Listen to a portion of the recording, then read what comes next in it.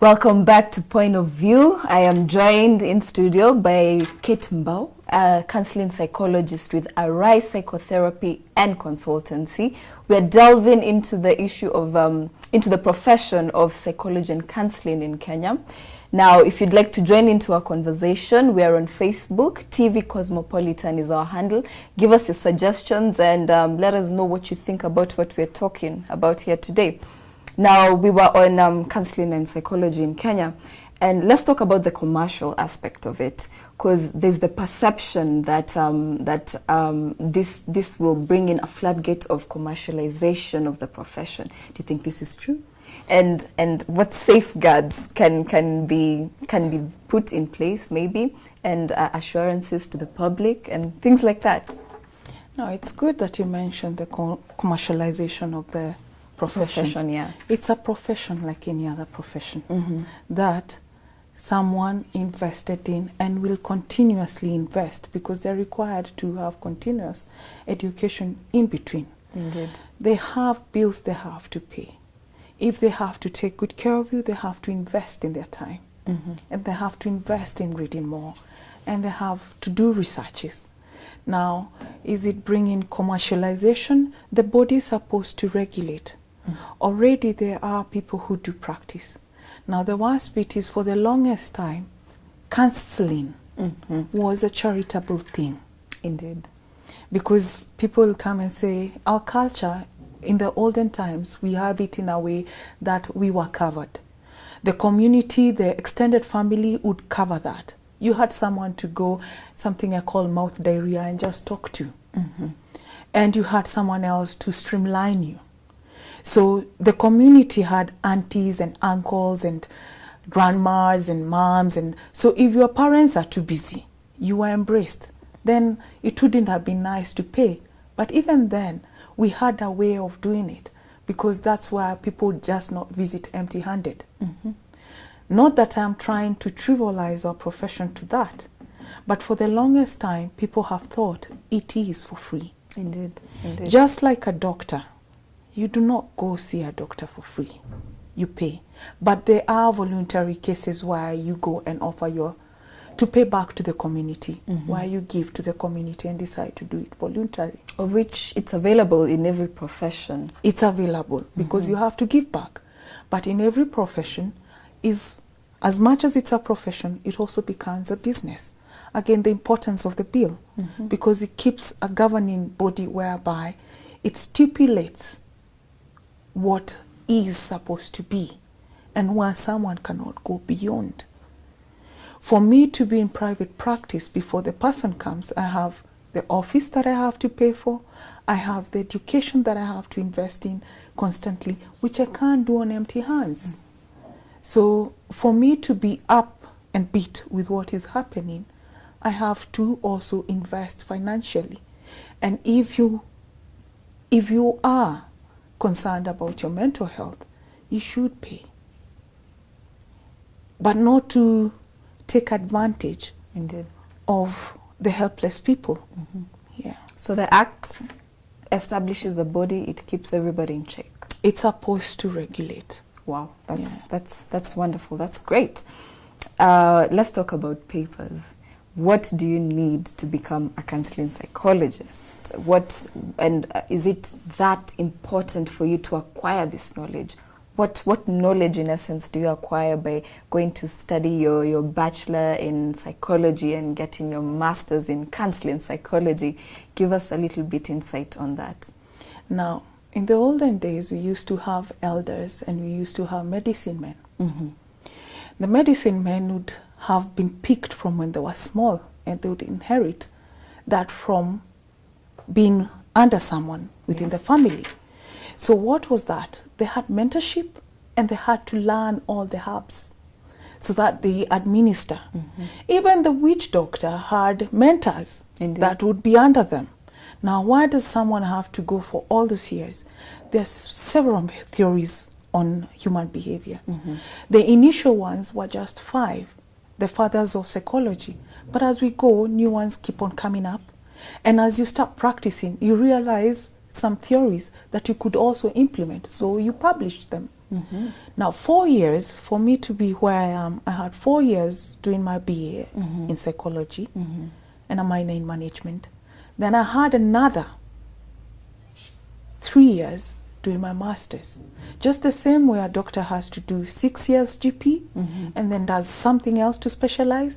And still, I'm here to do my PhD to acquire the title doctor. Now, is it necessary? If you're dealing with human beings, then is all necessary. Because if it's human behavior, as much as we could do it then, even those ones who are doing it then had a period of being under someone, a period of being trained, to where they now even became recognized as the medicine man of the village. They just didn't take up. Actually, in that time, you'd get until the present one died, that's when you took over. So there's no way I can do a month and then I feel I'm up to it. Yeah. I have to know that human behavior is very dynamic and constantly invest in knowledge. And it changes. And it changes. What was there when Freud, the father of psychology, was, is not what is there right now. We have so many theories. So before you decide this is the way you want to go, or the theory you want to use during session, you have to also know what you're doing. With knowledge comes confidence. With knowledge comes know-how. So is there any necessity to study the field? Yes. Is it important? Yes. Should people take time? If you want to be and you feel you have an inclination to helping people and listening and human behavior and everything, then take time to learn the skill. Indeed. Very important. It's very important.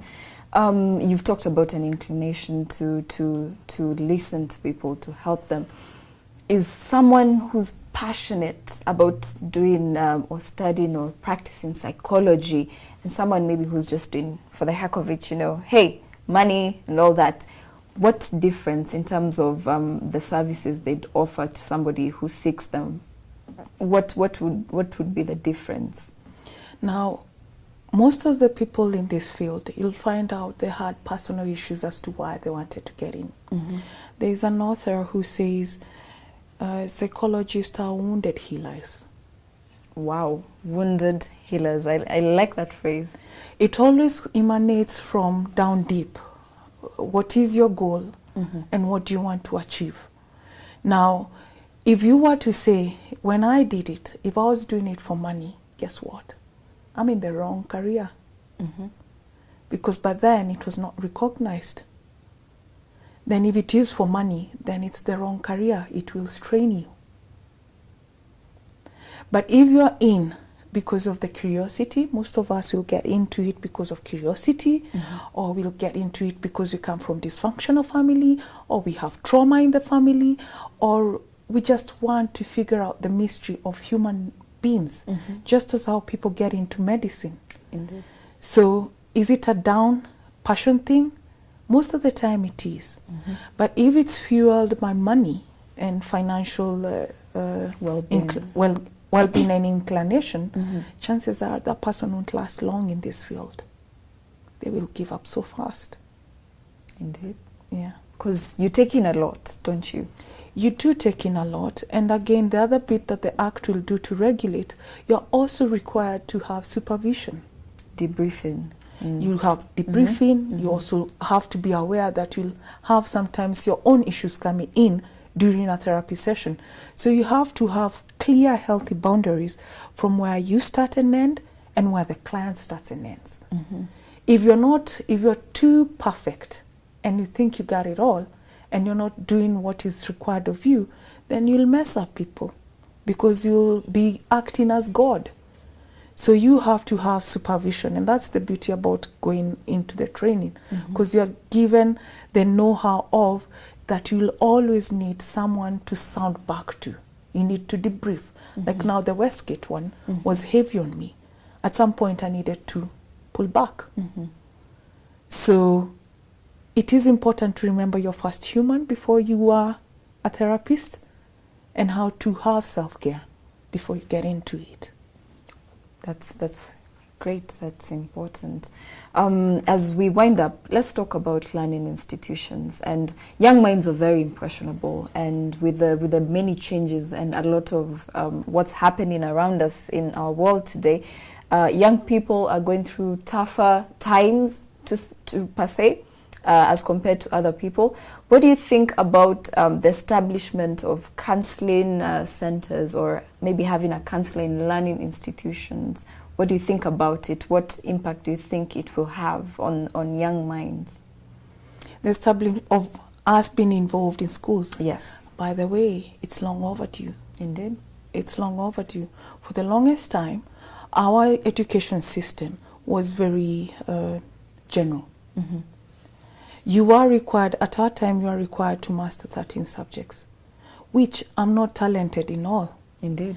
And why, again, it's important, we have cases where we have special needs in school in terms of reading disabilities. Mm-hmm. So you find kids who would constantly repeat school and repeat until they get a certain grade.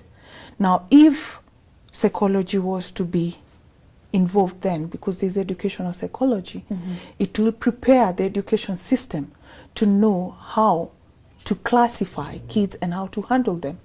Like, you don't have to make them, the 844 system was, know everything, be a jack of all trades, exactly. and a master in none. Mm-hmm. You will be able to pick talents way early and nurture them, where an artistic kid will be taken towards the art, the music, the mathematics, but mm-hmm. it doesn't say that kid will be closed into that bit. Mm-hmm.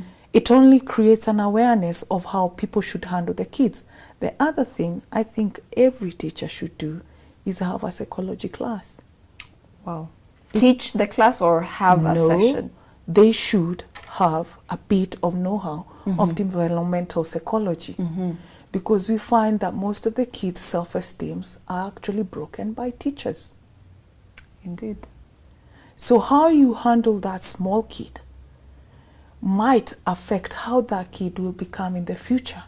You are a caregiver as the parents are caregivers. Mm-hmm. And sometimes, like in the time I was in school, we rather used to be beaten every Monday for no apparent reason.